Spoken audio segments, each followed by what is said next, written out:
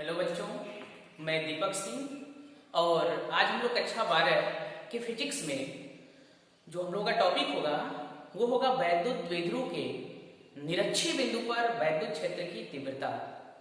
देखिए, ध्यान दीजिए, निरक्षीय बिंदु होता क्या है पहले ये देखिए। मान लीजिए कि ये कोई वैद्युत द्विध्रुव है ए बी, ठीक है। ये ए और बी कोई वैद्युत द्विध्रुव है जिस पर प्लस आवेश और माइनस आवेश है। अब इसका जो दूरी है प्लस और माइनस के बीच की वो है 2l। अब इसके लंबवत का मतलब चाहे ऊपर की ओर चाहे नीचे की ओर, जस्ट इसके लंबवत अगर हम कोई बिंदु मानते हैं तो वो कहलाता है निरक्ष। इस निरक्ष पर हम कोई भी बिंदु ले सकते हैं, चाहे ऊपर ले चाहे नीचे। और पिछले टर्म में आप लोगों ने देखा था कि हम लोग इधर लिए थे, अक्ष पर लिए थे, और इस बार हमें लेना है निरक्ष पर। देखिए, ध्यान दीजिए, तो मान लिया कि इसके मध्य बिंदु O से, ये O है मध्य बिंदु, इससे इसके निरक्ष पर स्मॉल r दूरी पर, ये स्मॉल r दूरी पर कोई बिंदु है P। अब हमें इस P बिंदु पर निकालना है वैद्युत क्षेत्र की तीव्रता।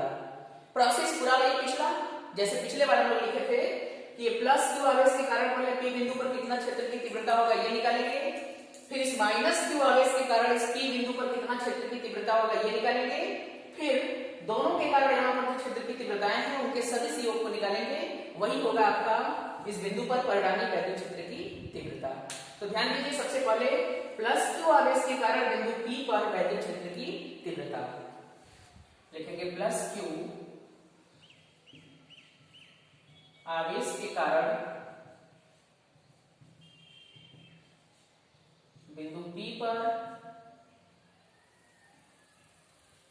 वैद्युत क्षेत्र की तीव्रता, ठीक है। मान लेंगे कि ये होगा आपका E1, तो E1 बराबर हो जाएगा 1/4 पाई आप साइलॉन नॉट के इंटू Q बाई। अब जरा ध्यान दीजिए, यहां से यहां की दूरी हमें चाहिए। ये दूरी देखो कैसे निकालेंगे, ये R है और ये टोटल 2l है, तो आधा होगा l, तो ये l है और ये r है। ये एक समकोण त्रिभुज बन रहा है। पाइथागोरस प्रमेय लगा करके जब हम ये कर्ण का मान निकालेंगे तो आएगा रूट में r² प्लस l², ठीक है। तो यहां पर हो जाएगा रूट में r² प्लस l² का स्क्वायर, और जब स्क्वायर करते हैं तो आपको पता है कि क्या होता है, रूट हट जाता है। तो यहां से रूट क्या होगा, जब स्क्वायर करेंगे तो ये रूट क्या होगा, हट जाएगा, यानी आपका हो जाएगा r² प्लस l², ठीक है। और इसकी दिशा देखिए किधर होगी, इसकी दिशा होगी A से P की ओर, AP की दिशा में। यहां पे लिखेंगे AP की दिशा में, ठीक है। उसके बाद देखिए, अब इस माइनस q आवेश के कारण P बिंदु पर वैद्युत क्षेत्र की तीव्रता, माइनस q आवेश के कारण बिंदु P पर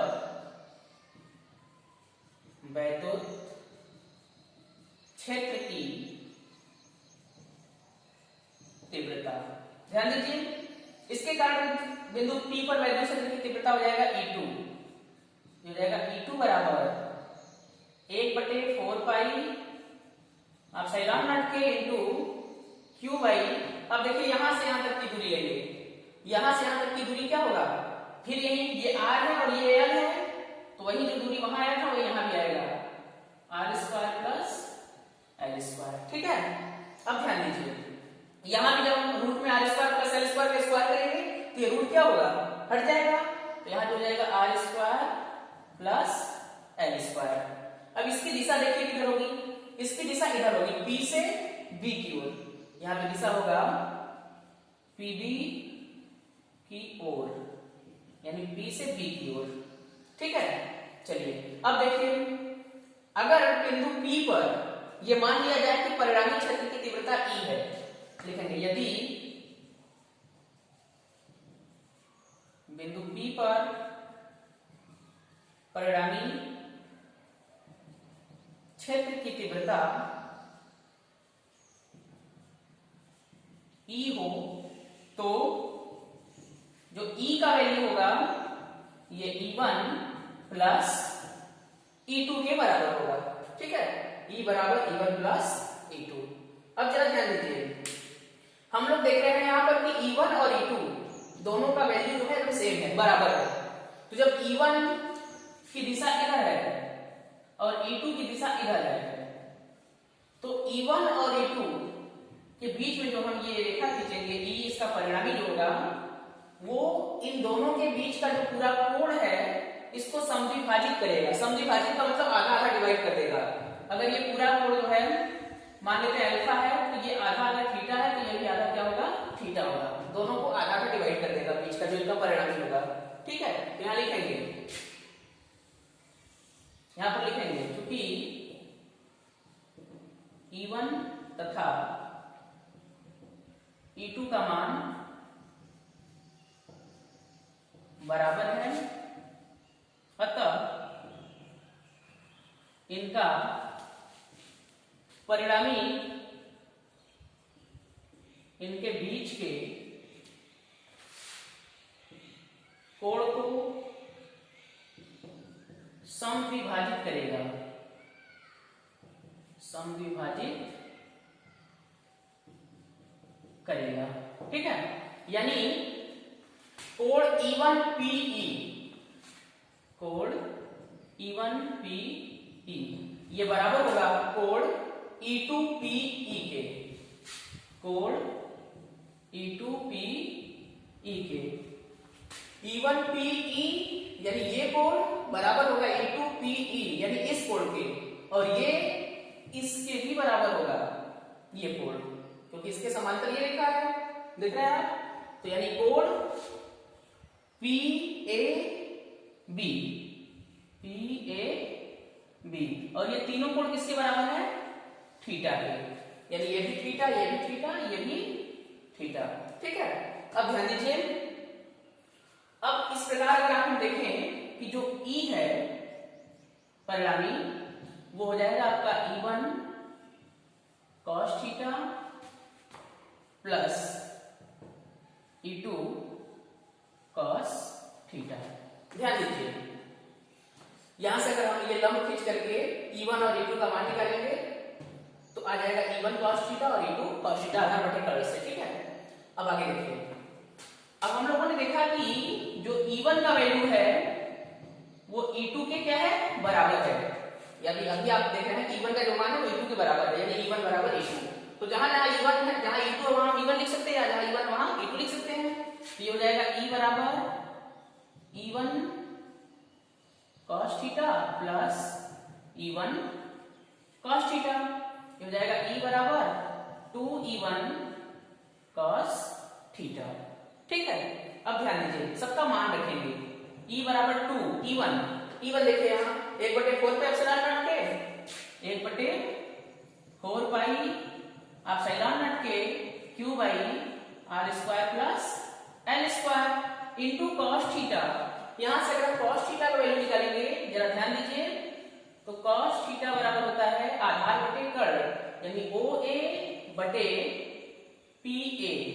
ठीक है, अब मान क्या हो जाएगा, OA का मान कितना है L और PA का मान कितना है रूट में R square plus L square. यानी आपका जो cos थीटा का मान आ गया वो आ गया L बटे रूट में R square plus L square. यहाँ हो जाएगा L बटे रूट में R square plus L square. अब जरा ध्यान दीजिए, हो जाएगा E बराबर 2 को इधर लेके चले जाइए, तो यहाँ हो जाएगा 1/4 पाई एप्सिलॉन नॉट के, देखिए 2 वहां जाएगा तो जाएगा 2 ये QL बटे, यहां ध्यान दीजिए R square plus L square. ठीक है, उसके बाद यहाँ रूट है, रूट में R square plus L square है, तो रूट जब हटाएंगे तो R square plus L square की पावर 1/2 हो जाएगा। यानी इसको जब हम एक्सप्लेन करेंगे आगे तो हो जाएगा R square plus L square.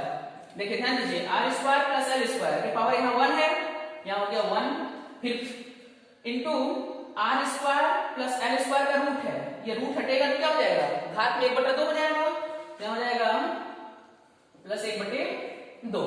जब इसको हल करेंगे तो हो जाएगा R square plus L square के पावर 3/2, यानी यहाँ पर हो जाएगा आपका R square plus L square के पावर 3/2। ठीक है, अब जरा ध्यान दीजिए,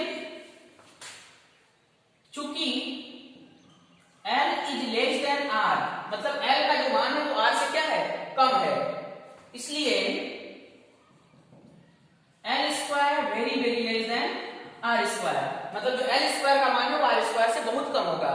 अतः एल स्क्वायर की उपेक्षा करने पर, यहां पर हम लोग फिर से एल स्क्वायर की क्या कर देंगे, उपेक्षा कर देंगे। तो जब यहां से एल स्क्वायर हट जाएगा तो ये हो जाएगा ई बराबर 1/4 पाई एप्सिलॉन नॉट के इनटू, देखो 2ql, 2ql का वैल्यू के पिछले टर्म पर क्या बताए थे, 2ql बराबर होता है p, तो यहां पर 2ql की जगह हो जाएगा p बटे, यहां से एल स्क्वायर की उपेक्षा हो गई, हट गया। अब देखिए ये 2 से 2 कट जाएगा, ठीक है, बचेगा r की पावर 3, यानी E बराबर 1/4 पाई एप्सिलॉन नॉट के into p by r cube. ये आपका जो फार्मूला प्राप्त हुआ ये किसी वैद्युत द्विध्रुव के निरक्षी बिंदु पर, निरक्ष पर किसी बिंदु पर वैद्युत क्षेत्र की तीव्रता का फार्मूला है। तो बच्चों आज की वीडियो में बस इतना ही, अब आगे का टॉपिक नेक्स्ट वीडियो में। धन्यवाद।